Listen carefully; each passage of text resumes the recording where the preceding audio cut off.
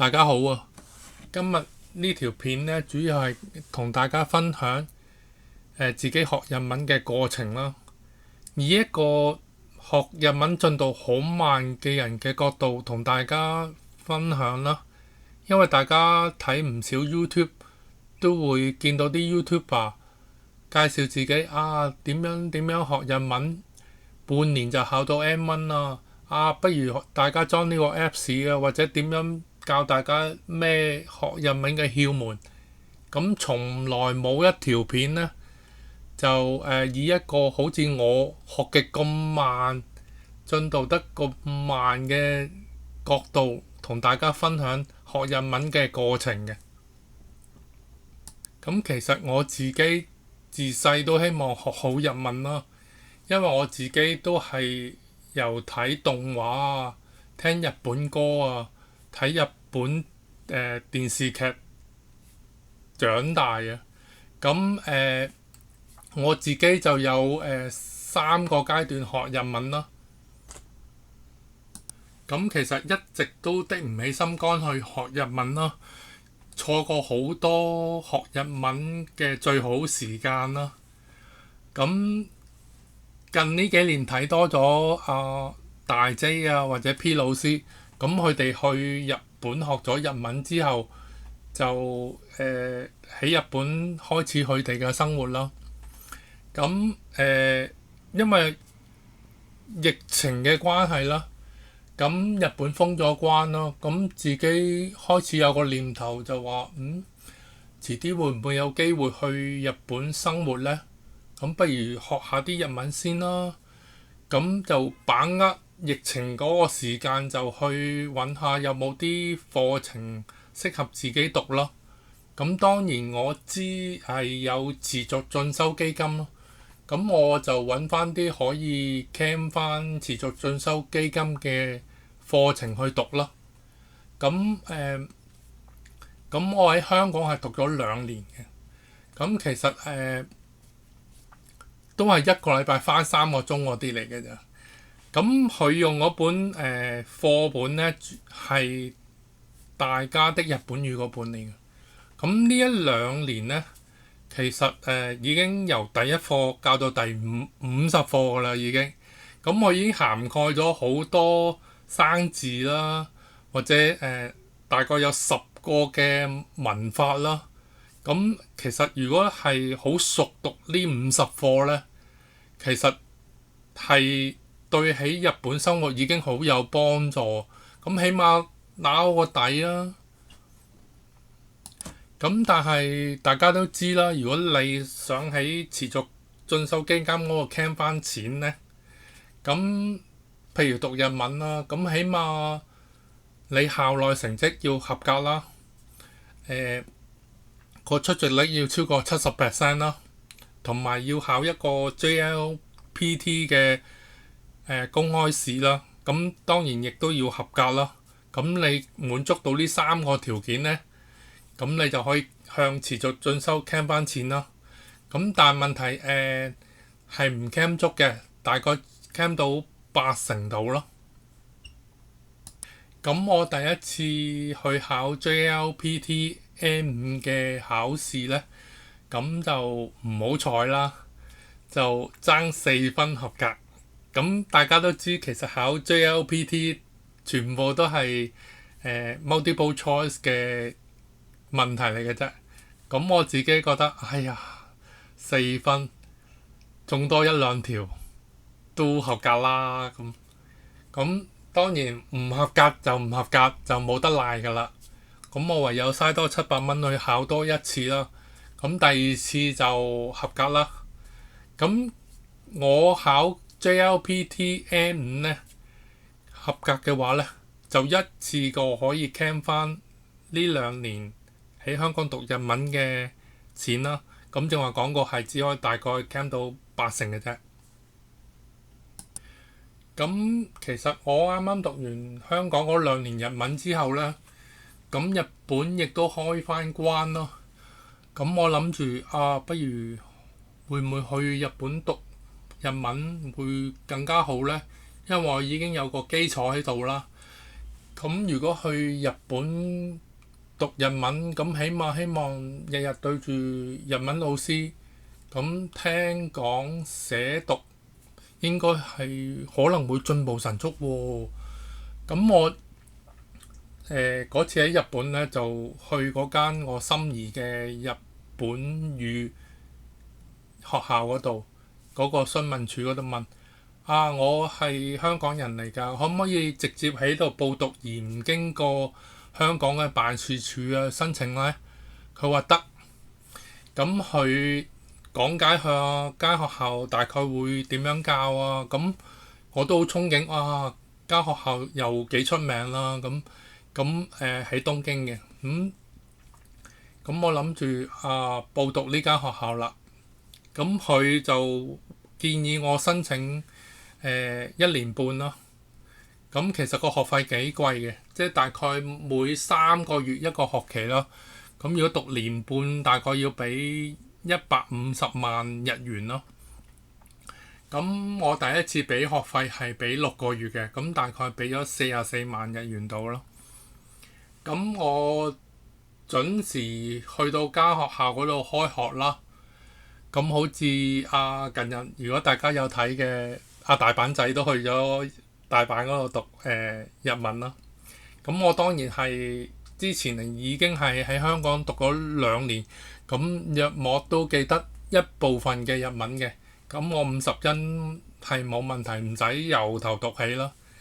咁但問題開學嗰陣時呢，就要分班。咁問題嚟講呢，我就分咗去由頭讀起喎。佢話我嘅日文講日文嗰個程度呢，唔合乎佢哋間學校嘅標準，要求我由頭讀過，即係由大家的日本語第一課開始讀起，好冇？咁冇啊，冇得講啊！咁佢話分嗰班就嗰班，咁冇得同佢爭拗啊！即係除咗我唔使由50音開始讀起啦，咁唯有繼續讀落去啦。咁但係本來以為諗住可以輕輕鬆鬆繼續喺間學校讀啦，因為我都讀過2年日文㗎，咁應該我即使係重讀，應該都駕輕就熟啦。咁但係問題嚟講唔係咁嘅一回事，因為問題間學校其實比較出名咯，咁佢要求比較高，咁每3個月需要考一次大考啦。咁喺聽講寫方面呢，一定要合格，即係高過70分以上。咁是但一科係唔合格嘅話，要你重考啦。如果你再重考唔合格呢，就要重讀。咁起初讀都冇問題，咁越讀落去呢，就覺得個壓力好大啊。咁越壓力大之下呢，就本來記得嘅嘢都唔記得啦。咁好勉強之下完成到第一個學期啦。咁啊進入去第二個學期啦。咁第二個學期當然係難過第一個學期啦。咁自己越嚟越覺得個壓力好大，學極都唔識，即係開始懷疑人生，覺得死啦！咁繼續讀落去，真係呢個學期真係會肥佬㗎喎。咁一如預期啦，咁第二個學期真係肥佬要重讀，咁自己覺得開始失去咗學日文嘅心情啊，咁覺得不如唔好讀咯，咁大壓力，嘥時間又嘥錢，咁不如讀到呢度就算咯。咁我最後尾決定咗唔讀咯。咁但係問題我都開展咗喺日本嘅旅居生活啦。咁我以僅識嘅日文就喺日本繼續生活啦。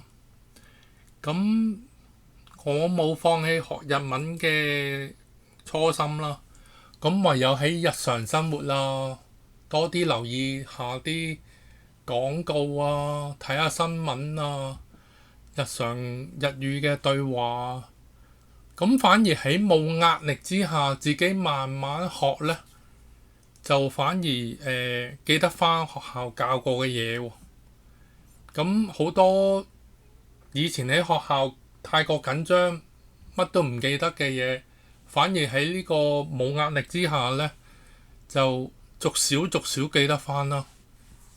咁反而我自己覺得讀得舒服啲咯。咁啲嘢自自然然又記得返晒喎。咁所以我覺得或者開始我又記得呢樣喎，我又識得咁講咁講喎。咁開始自己有返啲信心咯。咁因為我係會持續喺日本旅居生活啊嘛，咁我係真係必要有最少嘅日文基礎去面對呢個日常生活嘅。咁但係問題反而唔自己學之下呢，就逐少逐少好。雖然個進度好慢啊，但係問題有時會覺得自己個自信大咗啊。咁日常都會咁講，雖然好簡單嘅日文啦，咁但係咁講咗咯。咁我自己就多咗信心去繼續學好日文啦。咁當然個進度就好慢、好慢、好慢咁咯。咁其實我呢條片主要係想講啲乜嘢呢？咁其實就係話最緊要你自己有個需要，或者你對學日文個渴望係仲有喺度呢。無論你返學又好，或者你自學又好，只要你慢慢覺得你自己有進步呢，你個信心自然會喺度嘅。咁雖然會話返學係比較個進度會快啲啦，有人督促你啦。咁但係問題，我覺得第一樣嘢我覺得要放低嘅話呢，就係話唔好同人比較咯。即係人哋可能好叻，語言有天分，咁佢好叻，3個月6個月佢考到 M1 冇問題。咁但係自己唔好同佢比較咯，即係問題會造成自己好大壓力。有啲人學日文或者學邊種語言，佢係有天分就係有天分，自己冇天分就係冇天分。但係問題嚟講，唔好同佢比較咯，唔好成日覺得，自己咁蠢嘅，學極都唔識，人哋一陣已經學完，我轉頭又唔記得。咁呢啲 YouTube 片又冇講啲失敗例子，通常都係好多都係講自己點樣點樣學，用點樣點樣嘅方法，用點樣點樣嘅捷徑。我半年就考到 M1 啦，咁攞埋張證書出嚟。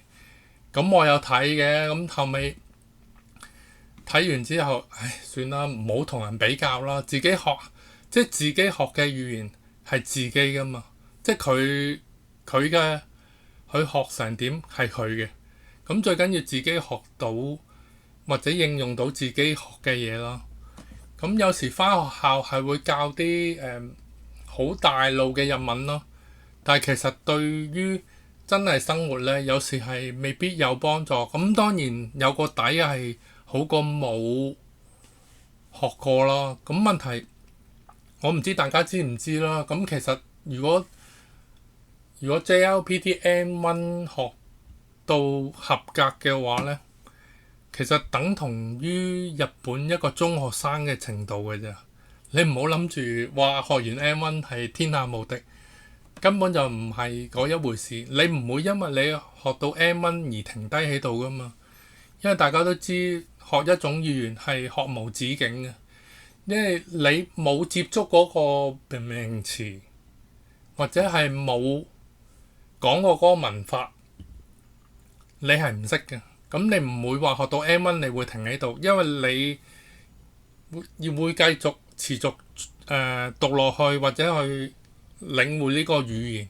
因為日文就比較唔知叫唔叫複雜啦。你可以話叫複雜又好，唔複雜又好，因為佢好多唔同嘅敬語啦，同唔同人講同一句意思嘅説話有唔同啦。咁呢啲係要浸淫落去好耐好耐，唔係話6個月你就好好領會到嗰個日文嗰個精髓嘅。咁當然我自己學日文嗰時都諗過，哇！如果香港人應該學日文應該係有嗰個優點㗎，因為問題嚟講，如果大家都知啦，咁香港人識繁體中文啊嘛，咁佢同日文嘅漢字咧寫法好接近，咁呢個係一個優勢啦，我自己覺得係，因為有啲外國人，譬如美國人啊、英國人或者係德國人啊，咁佢哋如果要學漢字係由頭學起噶嘛，你最多係學翻嗰個漢字同個繁體字寫法有咩唔同嘅地方啦，咁唔會係由零開始學漢字噶嘛。咁第二樣嘢就香港人其實係識英文噶嘛，咁你好多卡塔加拿嗰啲咧係日文，即係嗰啲和製英即係點啊？其實係好多係拼音拼翻嚟嘅英文嚟噶嘛。譬如舉兩個例啊，譬如麥當勞啊，即係麥當勞啊，係加勒樹啊，咁即係玻璃啊，咁約莫個音你記得咯。咁呢啲係對識英文嘅人係有優勢嘅咯。咁我都覺得應該應該香港人學日文係比較有個優勢喺度啦。咁嚟到呢條片嘅結尾啦，我覺得學日文都係即係以自己為個目標咯，同埋你保持嗰個對學日文嗰個即係你想學好日文嗰個期望咧，咁你自自然會係有進步嘅。你唔好計較個過程要幾長遠，你自己有自己嗰個時間表，唔好同人比較。咁你自自然然某日你會覺得自己，咦，我日文進步咗喎。咁你自己覺得日文有進步咗呢，你自然會覺得你希望更加學好日文，咁會帶動你進步咯。咁呢條片嚟到呢度，多謝大家收聽，拜拜。